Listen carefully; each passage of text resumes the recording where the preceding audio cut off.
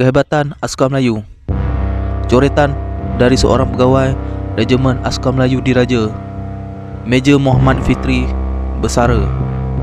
Di sini saya akan menceritakan semula kisah beliau.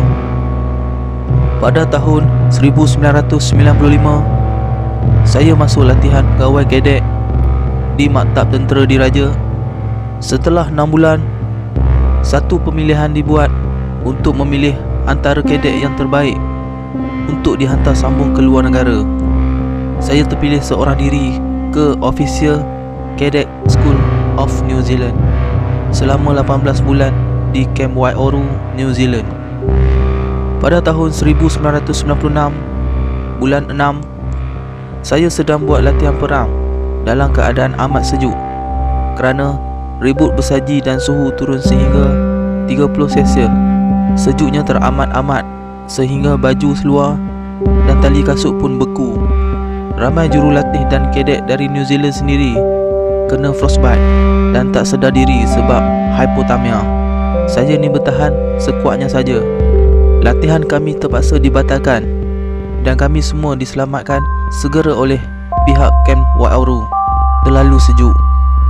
Dalam masa yang sama, ada satu latihan tentera 5 negara sedang berjalan, iaitu Exercise Suman Warrior di kaki gunung Ruapehu, tidak jauh dari kamp kami. Singkatan nama Suman itu ialah Gabungan Singapura, United Kingdom, Malaysia, Australia, New Zealand. Tentera kita diwakili oleh satu kompani 100 orang dari batalion ke-4 Regimen Askar Melayu Diraja.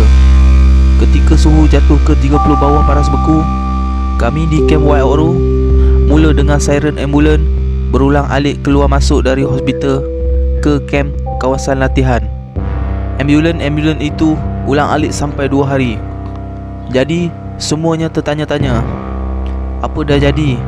Rupanya ramai tentera yang dalam latihan itu terkena hypothermia dan jatuh sakit. Kalau tak silap saya, berikut adalah jumlah yang jatuh sakit masuk ke hospital. Askar New Zealand 15 hingga ke 20 orang kena hypothermia. Askar British 10 hingga ke 15 orang kena hypothermia. Askar Australia 20 hingga ke 30 orang kena hypothermia. Askar Singapura 50 ke 60 orang kena hypothermia. Askar Malaysia 1 orang sebab tergeliat kaki. Pelik kan? Ya, tak ada askar kita masuk hospital sebab kesejukan, tapi sebab tergeliat kaki. Maka kecohlah seluruh Camp Waiouru itu. Masing-masing nak tahu apa yang berlaku sebenarnya. Jadi esoknya, sekolah pegawai kadek buat lawatan ke kawasan latihan Exercise Suman Warrior itu. Sampai saja di kawasan latihan di kaki gunung itu, keadaan amat sejuk, gelap dan angin kuat. Kami pergi ke setiap tempat askar-askar itu berkemah. Kami lihat askar New Zealand 5 hingga 6 orang duduk luar kemah dan kelilingi api. Yang lain lagi 100 orang sedang baring kesejukan dalam sleeping bag. Askar British sama. Askar Australia senyap sunyi, tak nampak siapa pun di luar.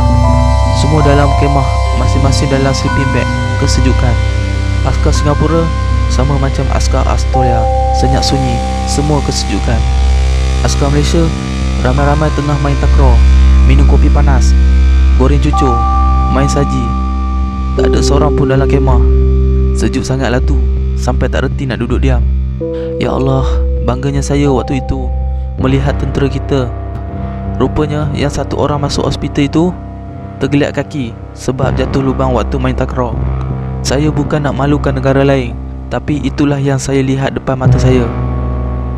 Pengajaran kepada kita semua, harap anak-anak bangsa kita tahu bahawa dalam darah daging keturunan kita terdapat genetik yang mengatakan kita adalah satu bangsa yang amat tahan lasak, berjiwa kental, boleh hidup di manapun di dunia.